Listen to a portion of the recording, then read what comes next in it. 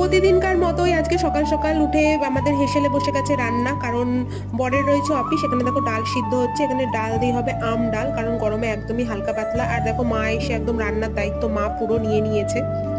আর দেখো যে কটা বাসন ছিল আমি নিয়ে এসেছি বাথরুমে, কারণ আমাদের বেসিনের কলটা খারাপ হয়ে গেছে, তোমরা সবাই জানো। তা বাথরুমে এই কটা আমি বাসন ক্লিন করে নেবো।